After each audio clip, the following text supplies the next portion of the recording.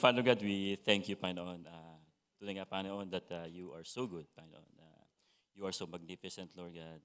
And we have sung, Lord God, your attributes, Panginoon, Lord God, that is really, Lord God, that we bestowed upon your name, Panginoon, Lord God, for who you are, Panginoon, sa buhay namin, Panginoon, Lord God. Lord, we cannot fathom, Lord God, how you, Lord God, faithfully, Lord God, loved us, Lord God, lavishly, Panginoon, Lord God. We cannot even, Lord God, kayang tumbasan yun. We cannot equal the love, Lord God, that you have given to us, Panginoon, Lord God. But still, Lord God, we're trying, Panginoon, Lord God. And for this morning, Lord God, may you, Lord God, be glorified and be magnified, Panginoon, Lord God, as we sing, Lord God, yung mga kanta, Lord God, napapuri sa iyo, Panginoon. And even, Lord God, for the message, Lord God, that we're about to study, Panginoon, Lord God. We're about to hear, Panginoon, Lord God. Lord, bless, Lord God, this message, Lord God, that as you have blessed me, Lord God, preparing this message, Lord God, Lord, may this message, Lord God, also bless every heart of your people, Panginoon, Lord God, of your children, Panginoon, Lord God. Lord, maraming salamat, Panginoon, Lord God. In Jesus' name we pray. Amen. Yun nga po, walang alusal, mahabang gabi. Lumaga na kami. Thanks for the life of Kuya Vic. Sometimes, God will, yung gagamit ng Panginoon talaga ng isang tao, parang hindi ka maging desperado, mawalan ng pag-asa, ma-frustrate, di ba?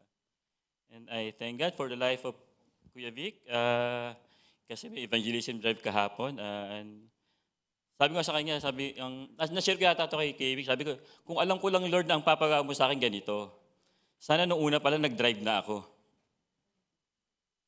Alam niyo, yung the frustrations within me na pwede naman ako kung naisip lang na ganun pala gagawin ko, bibigyan pala akong trabaho sa RAC, no? Tutulungan si PJ, no? And it's hindi ako nagrereklamo. It's always my joy serving God, especially assisting PJ sa kanyang desire to really help RAC Church. And that really, one thing that really blessed me. Kasi pag nakikita mo si PJ nung kahapon, sabi ko sa kanya, pareho kami ng antena ng wavelength ni Vic. Sabi ko, pinag-uusapan namin sa pastor kasi nga nung Biyernes, medyo po kami, masyado pong, tawag dito, si PJ masyado siyang in demand. No? In demand siya kay Lord. Biyernes, nandun po kami for Bible study sa RAC. Galing siyang Dubai. Dubai ka ba galing, PJ? O Abu Dhabi pa? Basta, galing sa no? Tapos from work, pipick upin niya ako. Driver ko po siya. Driver pastor. Tapos, dadaan niya ako sa bahay. Bro, dyan ako. Tapos, ladbas na ako, and then punta kami na RAC. Then, yung Saturday, nung Friday, habang nagda-drive siya, hikab na siya ng hikab. Hindi pa siya nag-lunch. Tapos, sabi ko, ako na magbabayad, pero mabilis siya. Siya nagbayad ng lunch namin, nung snacks namin. No? Tapos, nung pauwi na kami, hikab pa rin siya ng hikab. Tapos, yung gano'n siya na gano'n, sa mga nahihirap mag-drive, gano'n siya na gano'n, napansin ko na yon. Pero wala na akong magagawa. Alam ko, ikano ko siya at masayihin ko siya habang nag-drive siya. Di ba? Pakitignan. So, nag-usap kami, tapos kahapon, sabi ni si Brovic nga, sige, ako magdadrive, pipick upin uli kita. Tapos, kasama ko si Ann, na hindi naubusan ng kwento, si Jess, apat kami, together with some RAC brethren. Tapos, pero nung nag-uusap kami ni Vic, minessage ko na si Pastor Jong, sabi ko, huwag ka nang sumama. Sabi ko, huwag ka nang pumunta, kawawa ka naman. Tapos yun din para sinabi ni Vic, kay PJ. Sabi ko, kaya yun. Yun, and I mean, it's always been, na-appreciate ko yung kabutihan ni Lord kasi gusto kong gawin yung ginagawa ko. Pero I don't have any means, no? Sabi ko sa kanya, saan ba yung bus station ng RAC? Kasi tanga po ako tanga po ako dito sa UAE, wala akong alam. Ang tagal ko na po dito, mag-15 years na po ako dito. Yun, pero sabi nga, wala akong means, pero He is using a lot of people just para makompensate yung passion na yon to do things na wala akong means, pero ayun, just si pastor driver, yung worship leader natin na driver din, no? I mean, God is so good. God is so good. And I hope lahat lahat tayo magkaroon ng ganung perspective on how are we going to use our resources. There are so many, probably there are so many people here who really wants to serve God pero wala silang means. Di ba? Baka pwedeng may means ka naman. Yan naman. Anyways, meron akong nakita sa Facebook. Sabi niya, ewan ko, I don't know if you have come across of this reel. Isa siyang inspirational, sabi niya, meron daw, merong college reunion. Tapos dumating, meron mga successful sila lahat, doktor, engineer, attorney, etc., etc. No? Tapos pinakinggan ng professor yung mga estudyante, yung alumni na yon, yung mga graduates na yon, na sinasabi niya, usap tungkol sa mga success nila, etc., etc., yung mga kung ano-ano yung mga ano. But later on, it went to topic of stress. Stress. So ang ginawa ng professor, kumuha siya ng sabi niya, sandali lang ha. Ako kuha ko ng kapeng mainit, wait a minute, sabi niya. Hindi kumuha siya ng kape, and then a pot of coffee. Tapos meron siya sa tray niya, meron siyang nilagay na iba't ibang klase ng tasa. May tasang mamahalin, may tasang may basag-basag na, may tasang siguro merong gawa sa lata, yung mga ginagamit ng lola natin dati, no? Yung tasang galing sa karinderya. But ang ginawa nung nilagay niya yung mga tasa, ang unang naubos sa mga tasa, yung mga mamahalin. Yung mga mamahalin. And hindi napansin masyado. Huling nagamit o hindi napansin yung mga no class na tasa. Ang sabi ng professor, tingnan niyo, sabi niya. Unang-una yung kinuha yung mga tasa maganda. Sabi niya.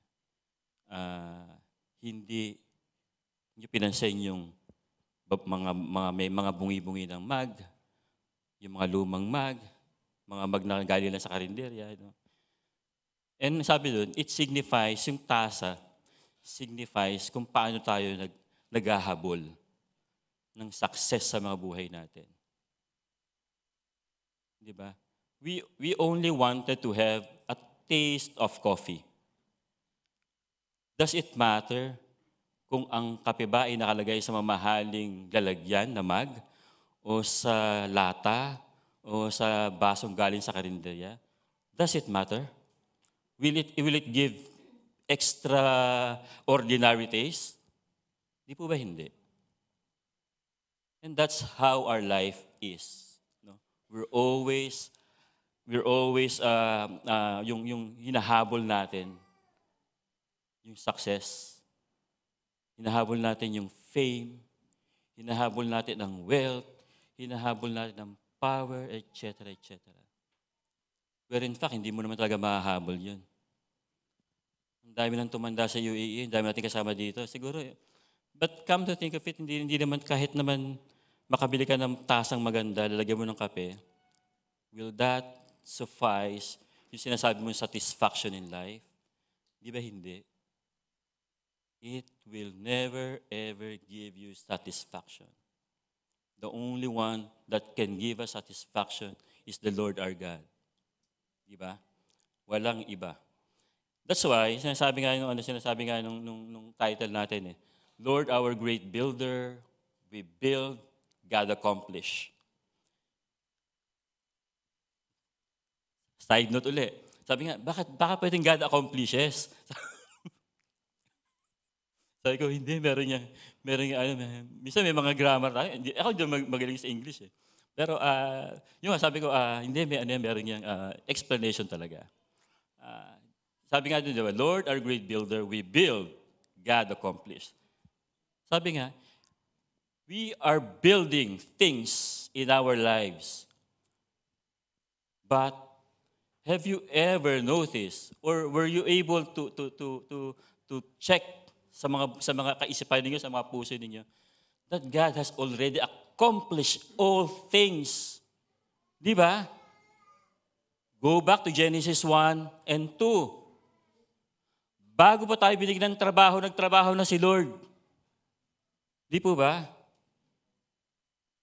He accomplished things and gave it to Adam and Eve in a silver platter. Kaya nga nagkasala sila, di po ba?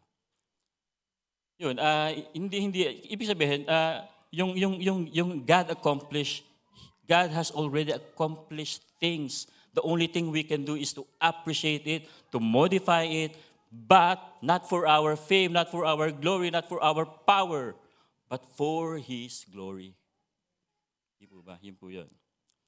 In the same way, sinasabi, if you can still remember when we started the month of June, sino kakalala ng topic nung month of June? Sige nga. Yan.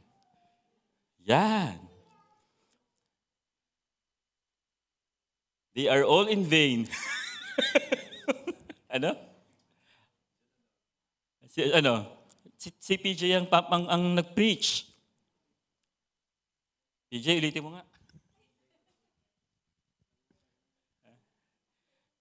The Great Confession, di po ba? The Great Confession na naging, Great Commission, di po ba? Yun, di ba? Tapos sinasabi nga doon, di ba? It is a passage that starts, yung Matthew 16:30 to 20, it is a passage that starts with Jesus asking his disciples, who do people say that the Son of Man is?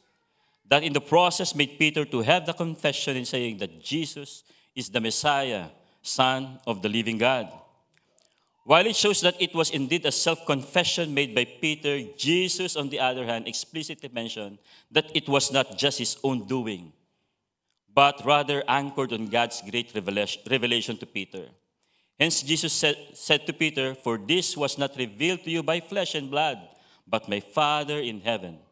As Jesus continued, he mentioned that he's going to build his church.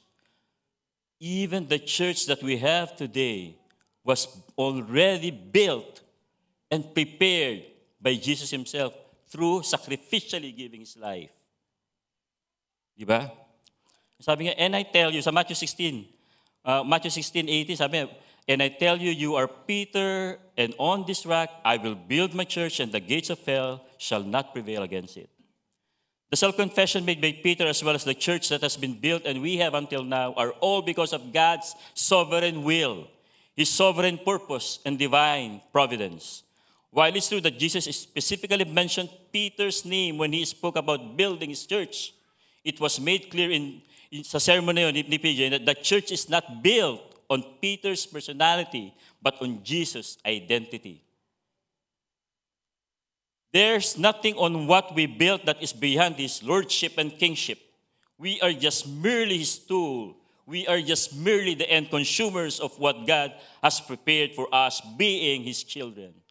Yes, we build, but in the final tally, God is the one who accomplished things.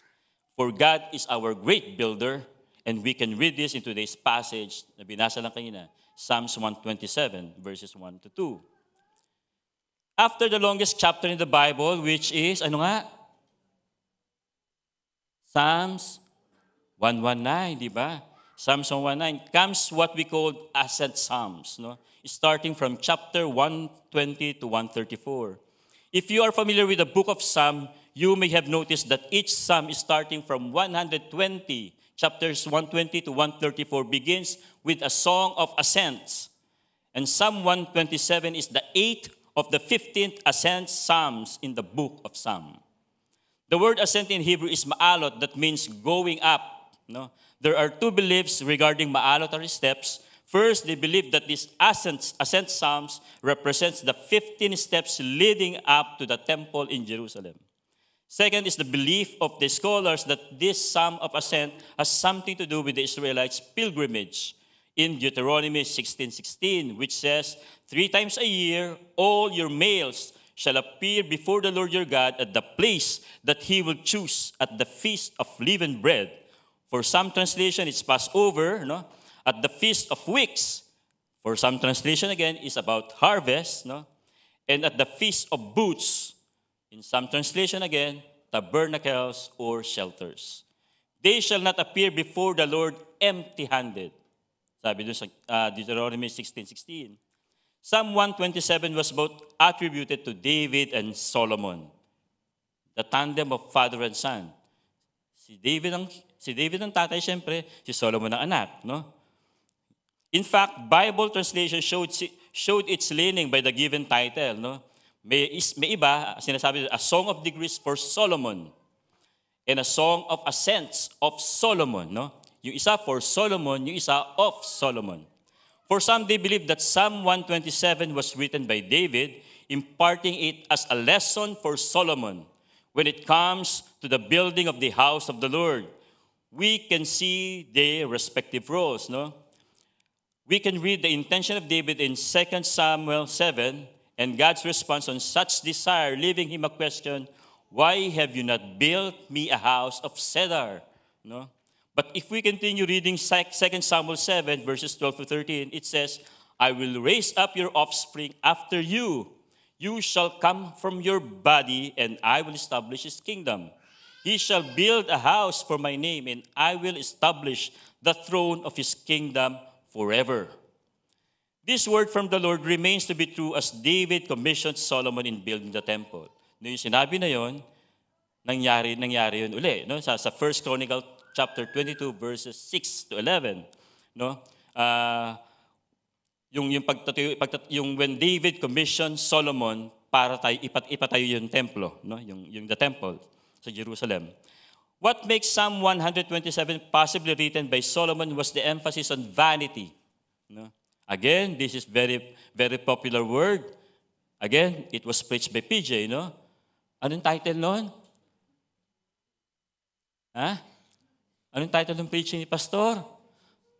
The futility of worldly pursuits. Diba? Ecclesiastes 1, diba?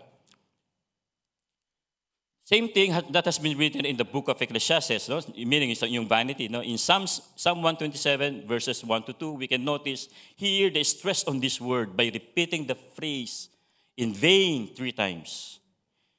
Anyways, this passage, whether authored by David, no, or Solomon, no, will not change its essence because it will lead us to the same direction of primarily acknowledging God's providence in our lives. Masyadong intertwined yung history ni David at ni Solomon. Pareho silang hari, no? Pareho silang great kings of Israel. Pareho silang babaero. Di ba? Marami asawa, marami. In fact, nalagpasan pa ni Solomon yung tatay niya, di ba? And even the moniker, no? Yung paano siya tinawag yung kung paano siya kinikilala, di ba? David is man after God's own heart, no? Si Solomon naman, siya ay tinatawag na Jedidiah, truly beloved of the Lord. Talagang intertwined yung kanilang buhay, no? But one thing that has to be stressed here, pag nagbabasa po tayo ng Bible, minsan, di ba, huwag ka lang basa ng basa. Minsan maging observant ka. Kasi there are words na gustong-gustong i-stress out, na binibigyan ng emphasis ng author, ng writer. In this case, di ba? In this case, no, as the passage that has been read earlier, you will probably notice words that have been repeated twice or thrice. No? The words unless, tapos yung builds, these two have been repeated twice. Tapos yung vain, in vain, no, was mentioned 3 times. Sabi ko nga, in studying the Bible, it is very important to be observant on those words that have been repeated. Kasi ngayon lang po nauuso yung italics. Ngayon lang po nauuso yung bold. Ngayon lang po nauuso yung pag-highlight. Before, wala naman po silang ganun. So that is why they are repeating it twice or thrice or even several times, just to put emphasis on that word and to catch the attention of the reader. That saying that, ang sabi ng title na, this is what I'm trying to impress to you. It is the author's way of putting much emphasis and his way of advising us to put our attention on it. Unlike today, sabi nga, if you want to emphasize something in the written form, we can use, pwede mo i-italicize yan, i-bold, i-highlight, etc., etc. No? Looking at these 4 words that have been repeated twice and thrice, we can easily come up with the idea that anything that we built without God is total waste of everything. Again, anything that we built without God is a total waste of everything. And we can understand this better if we study the word build. No? Actually, yung 3 word lang na to ang i-emphasize natin sa pag-aaral ng passage na to. And from studying these 3 repeated words, we can come up with the idea of ano ba gustong ipatid sa atin ng writer. No? Now, build. Pag sinabi natin build, it is to establish, di ba? It is to create, no? Magtatayo ka, no? Now, as I've said earlier, repeated words should strike us and should give us an idea of its significance in the mind of the author and what he wanted to convey to his readers. In this case, let us ponder on the word build. The word build was used differently in the Old Testament and New Testament. For instance, the word build in Hebrew is bana. B-A-N-A-H, bana, which is, siyempre, pag Arabic, medyo sa Middle Eastern ka, bana. Medyo di ba? Kasi hindi ko kaya. Which is used in denoting the building of a physical structure such as Jerusalem, such as temple, or even a house. No?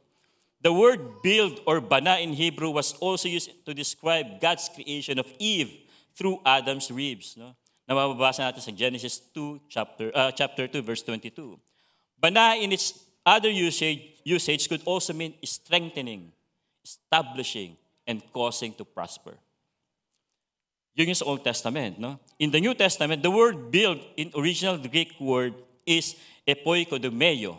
Epoikodomeo, which means to build upon or building on top of something. This word was used by Apostle Paul signifies the growth and edification of the church as the body of Christ. Moreover, Paul carefully emphasized that whatever that is being laid upon, we should always have this in mind that Christ laid himself already as the foundation of it all. Sasabi sa 1 Corinthians chapter 3, verse 10 to 11. Yun yung sa build. Ano pa isang inulit? Build and then unless and vain, yung nating vain, no? Yan, yung vain. Unless, no? Pag narinig niyo yung word na unless or sa ibang translation except, what comes in your mind? Unless, except. Tapos may condition siya. Basahin, pag binasa niyo yung sa Bible, di ba? Unless the Lord builds, di ba? Unless the Lord builds. Parang sinasabi nga, does it give you doubt or guarantee or say other options? Di ba wala? Unless the Lord builds. May option pa iba? Unless the Lord builds. Will it give you a doubt? Or will it give you assurance or confidence? Siyempre, assurance, no? Or say, do you see unless as synonymous as to the word trustworthy? Or maybe for some arrogance, depending on who's the one using it. Who is the one using it, no? Contrary to what Psalm 127 verse 1 says, prideful people who boastfully attempt to build the Tower of Babel, no? Sa Genesis 11, sabi nila doon, then they said, come, let us build ourselves a city and a tower with its top in the heavens, and let us make a name for ourselves, lest we be dispersed over the face of the whole earth. Di ba? This is the thing na sinasabi natin. Mayayabang sila. They are so arrogant, they are so boastful, na, di ba?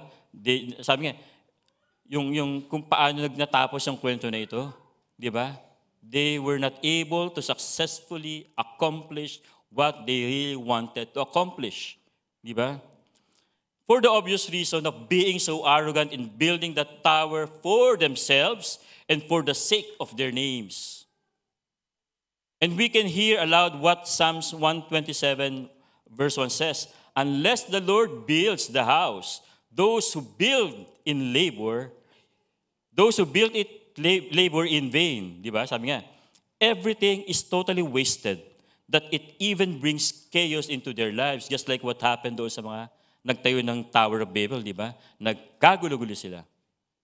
Di ba? The word unless or except, no, in some translation, is telling us of God's character of being a promise keeper. It even echoes the certainty of His promise to His children. It strengthens the hope that is anchored and can only be found in Christ Jesus our Lord. It builds our confidence that gives assurance to the thing that is unseen, which is our faith. Thus teaches us to remain in God's righteousness and to live by faith. Sabi sa Romans chapter 1 verse 17. And finally, it helps us put our full trust and eventual dependency on God, as what Proverbs chapter 3 verse 5 to 6 says, no? Trust in the Lord with all your heart and do not lean on your own understanding. In all your ways acknowledge Him and He will make straight your paths. What I'm trying to stress here is the same way na ini-stress ng writer, whether Solomon or David. No? There is always assurance and certainty on what God instructed us to do. There's no ifs, there's no buts. What He's asking from all of us is obedience.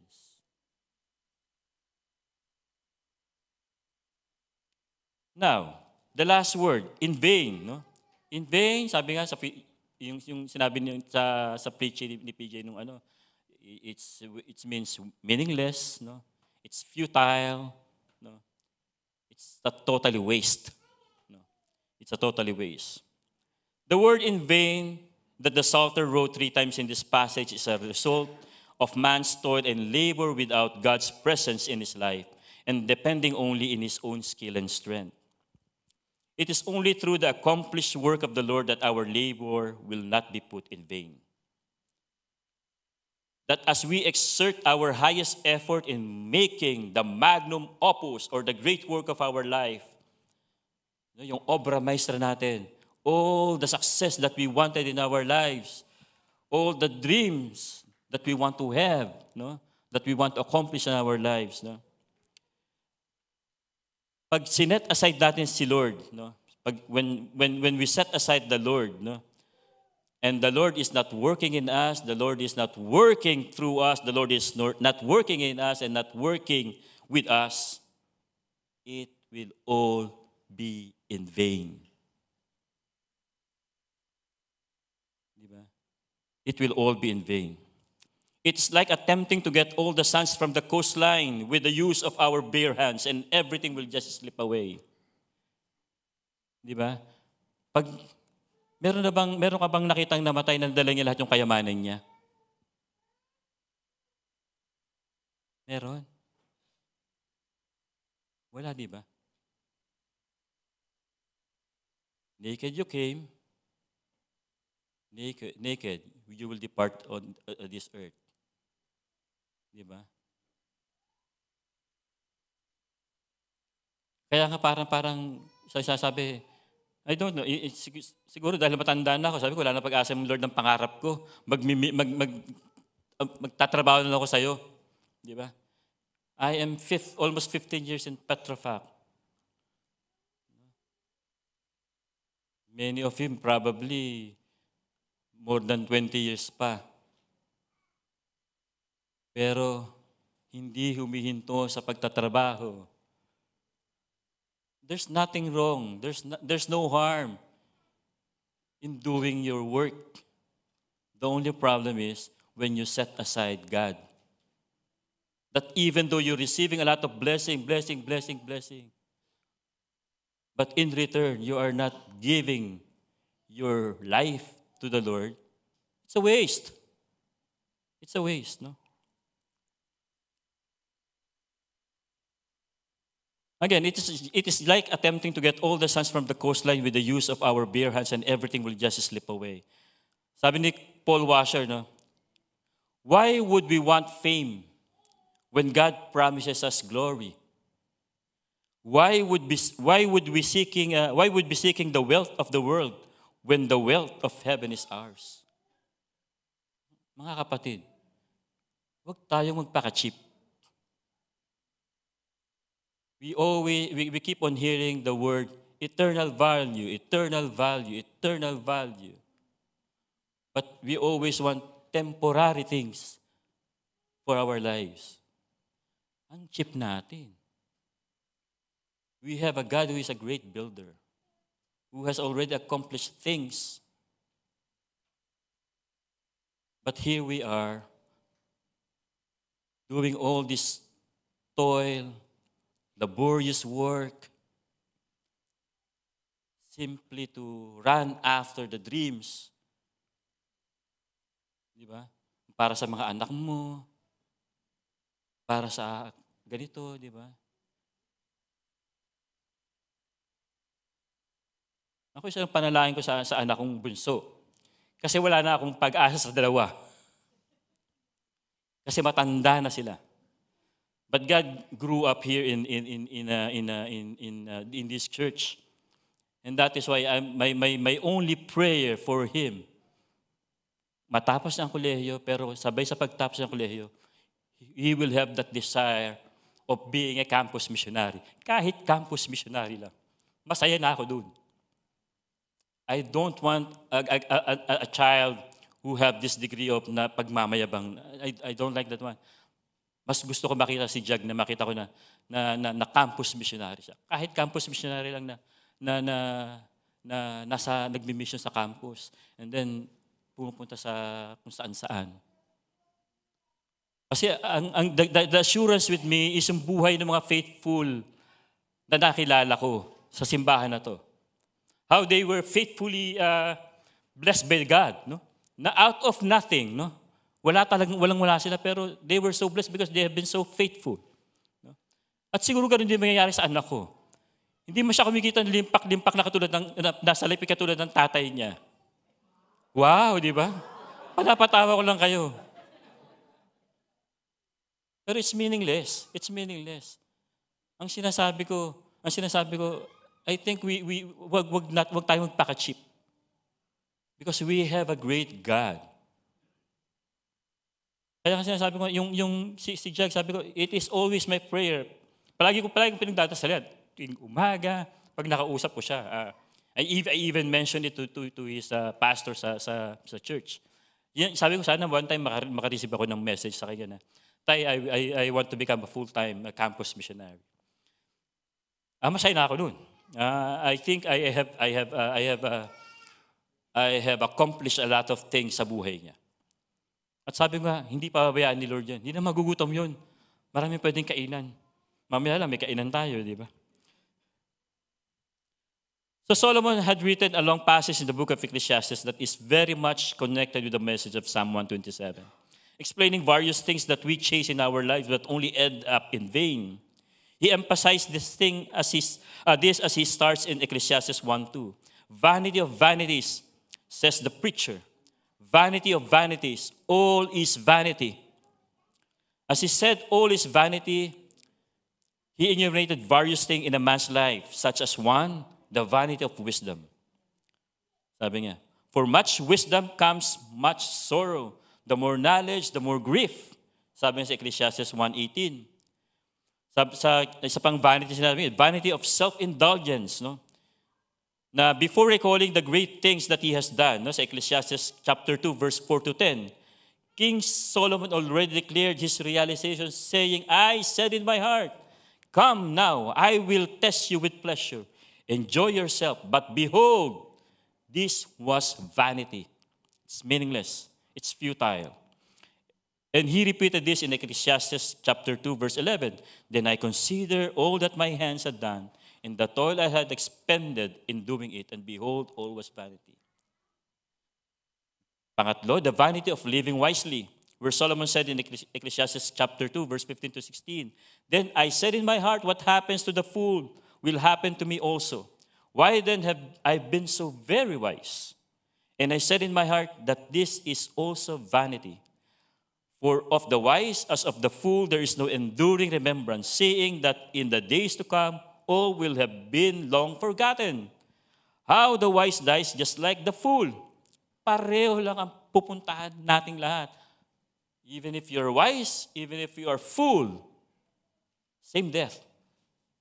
Diba? Pang-apat, no, the vanity of toil. I hated all my toil in which I toil under the sun, seeing that I must leave it to the man who will come after me. And who knows whether he will be wise or a fool? Yet he will be a master of all for which I toiled and used my wisdom under the sun. This is also vanity. So I turned about and gave my heart up to despair over all the toil of my labors under the sun. Because sometimes a person who has toiled with wisdom and knowledge and skills must leave everything to be enjoyed by someone. Lahat ng pinaghirapan mo, no? Who did not toil for it. This also is vanity and a great evil. But despite the very long narratives of Solomon about vanity, he stressed the great significance of God in attaining man's satisfaction. Hindi naman lahat puro vanity, pero sinabi niya, may sinabi siyang pampaano sa vanity na yun. Sa Ecclesiastes chapter 2, verse 24 to 20, sabi niya, a person can do nothing better than to eat and drink and find satisfaction in their toil. These two I see is from the hand of God. Is from the hand of God. For without him, who can eat or find enjoyment? To the person who pleases him, God gives wisdom, knowledge, and happiness. But to the sinner, he gives the task of gathering and storing up wealth, that in the end, that's my emphasis lang, no? Yung that in the end, to hand it over to the one who pleases God. No? So, lahat ng pinaghirapan mo, that will all be in vain. Pero, sinasabi niya dito, sabi niya dito, yung satisfaction na to, yung satisfaction na sinasabi dito, sa pagtatrabaho niya, it is from the hand of God. For without him, who can eat or find enjoyment? Acknowledging that this all comes from the Lord. No? Without the Lord, the way we secure things in our lives is also meaningless or in vain. This is what the psalmist wrote, "Unless the Lord watches over the city, the watchman stay awake in vain." Siyempre, as a king, no? Si Solomon, si Haring Solomon, no? Si King Solomon, knew how to protect or guard the city, being a king. Di ba? But no amount of level or skills will make it succeed without God's works and blessing. Salita niya ng hari po iyon. No? In fact, even during the rule of King Solomon, when he turned away from God, it was the Lord himself was the one who raised Israel adversaries. We can read this in 1 Kings chapter 11, verse 11. Therefore, the Lord said to Solomon, since this has been your practice, ano yung mga practice naging practice ni David, ni Solomon? Marrying and loving foreign women, tapos persuaded by his wives to worship other gods, and failed to remain faithful to the Lord. No? Since this has been your practice and you have not kept my covenant and my statutes that I have commanded you, I will surely tear the kingdom from you and will give it to our servant. And we know what happened to the kingdom of Israel. Nag-split sila. Di po ba? Vanity continues as we rise up early and go late to rest. This will really speaks to our hearts, no? Because this is contrary to what the Lord does to his beloved. In verse 2, it is vain that you rise up early and go late to rest, eating the bread of anxious toil, for he gives to his beloved sleep. What the psalmist's intention here is to call man's attention.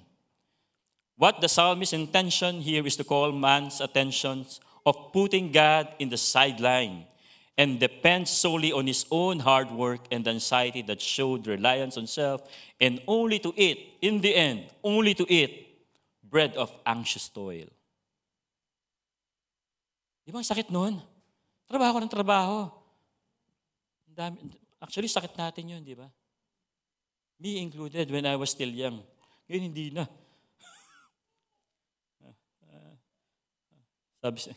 Pwede ko pa sabihin dito na September may trabaho. Si G nakatingin sa akin eh. September, wala kaming, yung proyekto namin, sabihin ko ba, okay natin nahinto. Nahinto siya.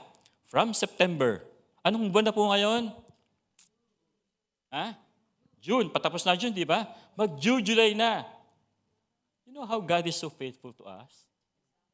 May sahod pa rin kami. May increment pa ako. May bonus ka pa. Di ba? Sana all. Mga inggiterang palaka.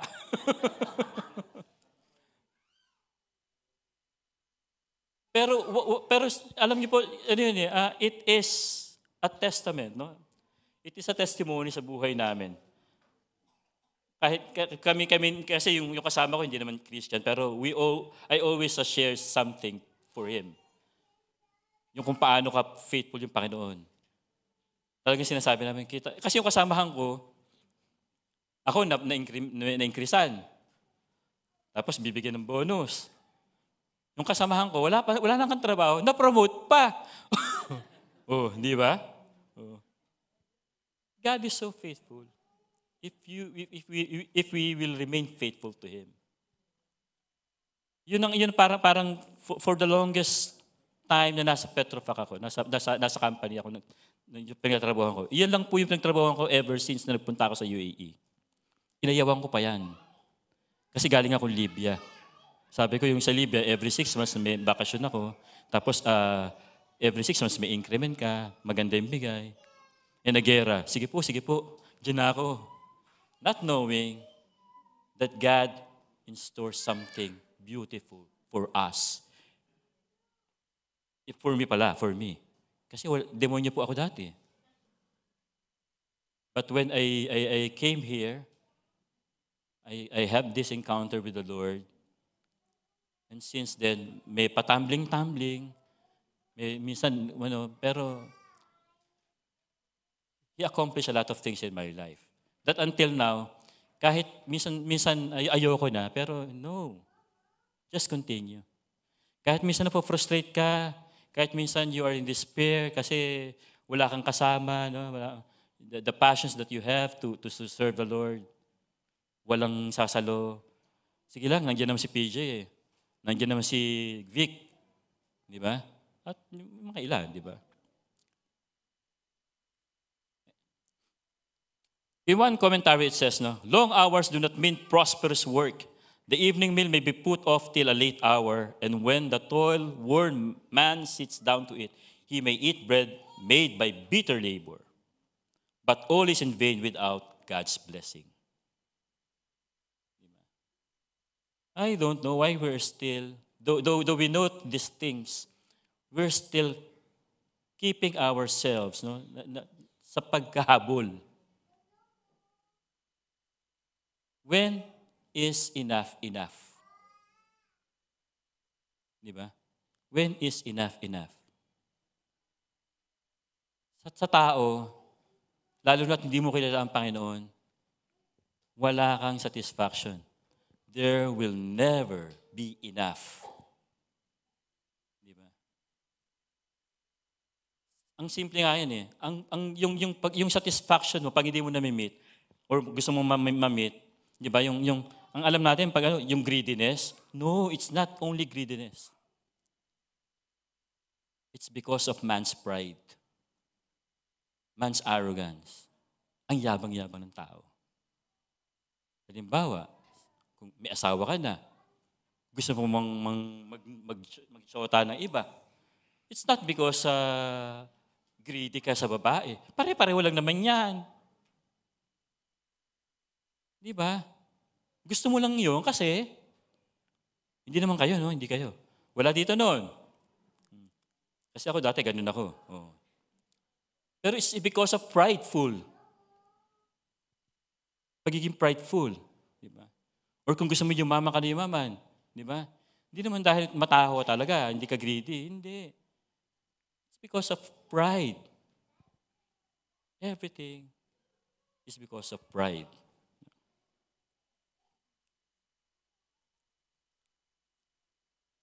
God's message in Psalm 127 is clear and direct to the point. I am now in the conclusion. Our labor and sacrifice in all our plans will become futile and will only go in vain without God's blessings.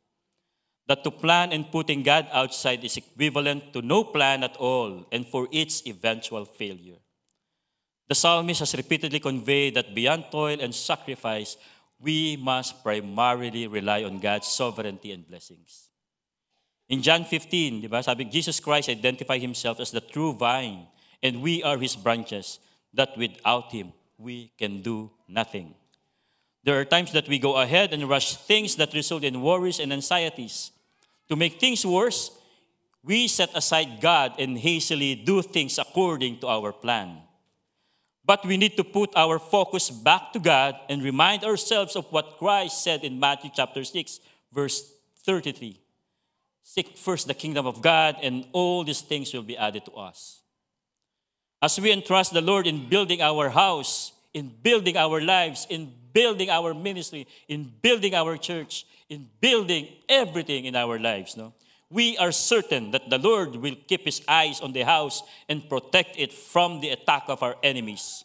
But more than the house, the Lord is helping us in building and protecting our lives to have an established and unwavering faith. This psalm will direct us to a realization that in order not to have a futile life, a meaningless life, no, we should allow God to be in control. And to do this, we should first believe in Christ, the only way, the truth, and the life. Repent, accept Christ, and make him the King of our lives. Amen. Well, let's pray. Heavenly Father, God, we thank you, Lord God, for today, Panginoon, Lord God, for guiding us through, Lord God, giving us, Lord God, your message, Panginoon, Lord God, sa bawat isa, Panginoon. Lord, may this message, Lord God, reveal your plans for all of us, Panginoon, Lord God. Though, Lord God, we believe, Lord God, that you have already accomplished things, Panginoon, Lord God, for us to enjoy, Panginoon, Lord God. Lord, may we have that enjoyment, Lord God, in having you, Lord God, in our lives, Panginoon, Lord God. Lord, as we serve you, Panginoon, Lord God, Lord, may we continue, Lord God, to Lord God, makita kayo, Lord God, sa paglilingkod namin sa inyo, Panginoon, Lord God, that you will always be with us, Panginoon, Lord God. Lord, may this message, Lord God, be planted, Lord God, in our lives, in our minds, Lord God, that truly, Panginoon, Lord God, you will bless us, Lord God, with the unwavering faith, Panginoon, Lord God, that, Lord God, we will continue, Lord God, to magnify you, Lord God, and to illuminate you, Lord God, sa ibang tao, Lord God, na hindi pa nakakilala sa inyo, Panginoon. Lord, maraming salamat, Lord God, for this morning, and we will continue, Lord God, to bless you and magnify your name, Lord God, until the rest of our lives, Panginoon, Lord God. Lord, maraming salamat. In Jesus' name we pray. Amen.